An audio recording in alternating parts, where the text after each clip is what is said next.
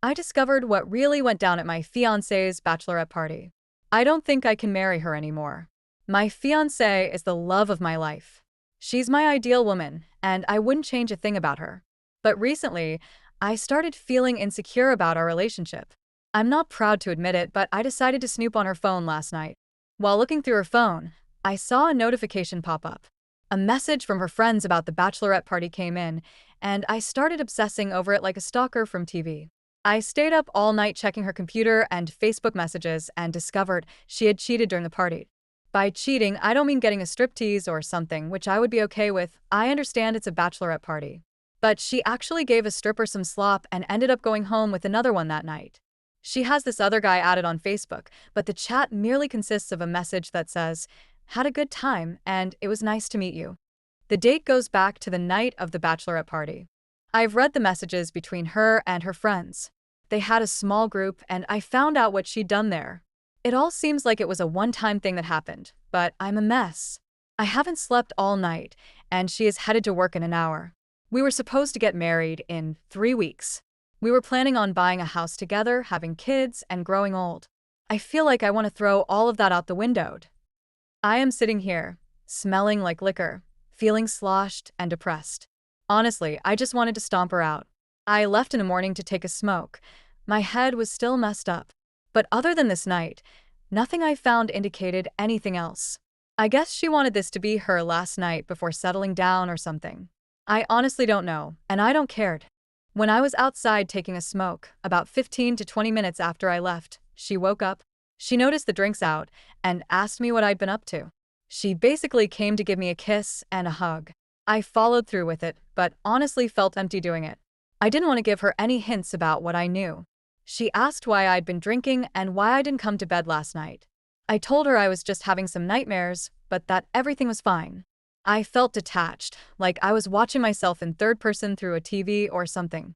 She asked me if I was stressed about the marriage or the plans, and I just told her something along the lines of, "I love you." How could I be stressed about the best thing in my life? She got herself ready and left for work. I basically started packing my most important things. I called and canceled the venue where we were supposed to be having the wedding. Apparently, they kept 15% of the money for canceling early because we were hosting such a big event. I told them it was fine and that I really didn't care at this point. I also saved screenshots of everything and took them with me. Around 1 p.m., I called a taxi and went to stay at a hotel about 60 miles away from my city. I didn't leave any notes or pictures at home. I just left. I needed the alone time in the hotel to think everything through and process what had happened. At around 3:30 p.m., my phone started getting spammed with calls from my ex-fiancée. I started getting calls and messages from her sister, her friends, her parents, my parents, and a few of our mutual friends. The only people I called back were my mom and dad. I have huge trust in my parents, so I spilled the beans and told them a nicer version of what happened. I asked my dad not to say anything and asked my mom to keep quiet as well. I told them it's over, that I won't be getting married anymore, and that they shouldn't share what I told them. I didn't go into explicit details, just that she hadn't been loyal to me. I didn't think sharing more would help. Around 5 p.m., my dad called me back and told me that my ex-fiancée was completely hysterical and didn't understand what was going on. I told him not to intervene and that I needed some alone time. I basically shut my phone off and stayed silent ever since. Her sister knew about what happened at the bachelorette party, and I have the text to prove it. She even laughed about it and told her not to feel guilty because it was a bachelorette party and women should just go all in on that night. I feel like Neo in the Matrix, dodging bullets in slow motion. However, instead of dodging bullets, I've dodged a floozy wife, unwanted children, endless fights, and tons of depression. I honestly feel a lot better knowing my life will improve. Unfortunately, she is broken down and is begging me to take her back. So are her sister and her friends. They even came up with the worst excuse for what actually happened. I had this gut feeling she'd try to excuse it somehow that I picked up the phone, and the first thing I heard was her torn voice. I could tell she had been crying all day and was in a messed up state. She kept begging me to come back, saying there was an explanation for everything and that she loved me. She claimed I had misunderstood the entire situation. I told her to explain it to me right then and there. She said that because I had only seen a small part of the conversation, everything was taken out of context and misunderstood. She begged me to come back home and said I had made an irrational decision to leave. During the entire conversation, I gave short, cold, empty answers. After she tried to explain, I told her to call me back in 10 minutes and to check Messenger. After hanging up, I sent her the entire conversation along with a ton of screenshots. Not all of them, but the most important ones.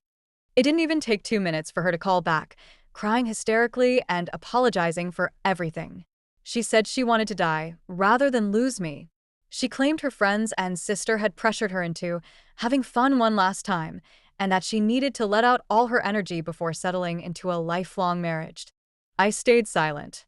The more I didn't respond and just said, okay, the harder she cried. She started telling me I could sleep with other women to get back at her, or that she'd tell everyone what she did if it meant I'd take her back. I told her that sleeping with other women wasn't something I needed. From the moment I met her and fell in love, she was the only woman I wanted. I didn't need to meet or sleep with someone else to know the best thing in my life was waiting at home.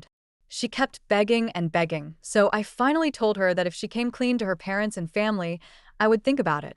After that, she started saying something else, but I hung up. Suddenly, her father called me and apologized profusely. He and his wife knew what had happened, and he was so sorry. He said he understood how I felt and added that he didn't raise his daughter to do something like this. Then his wife took the phone and told me their daughter had never been this destroyed before. I politely told her I appreciated her opinion, but I had to go. My ex-fiancée called back and begged me again, saying she had told her parents and even texted our mutual friends about what happened. She kept apologizing over the phone. I didn't say much. After some time, I told her not to cry and that she shouldn't apologize because single women like her are free to do these things. I said I hoped she would find Mr. Right. She started crying even harder. My ex-fiancée couldn't even breathe properly and handed the phone to her sister. Her sister said, "We've told everyone what happened. Are you going to take her back?" I simply said, "I'll think about it." She then told me that her sister was in a dangerous state and might harm herself because of all of this. The only thing I said was, "It's good you're close to her, so you can make sure she doesn't do that. Maybe take her to a doctor or something." After that, I hung up. My phone has been blowing up with messages from everyone, but I don't plan on responding. I honestly feel a lot better right now, like I can move on.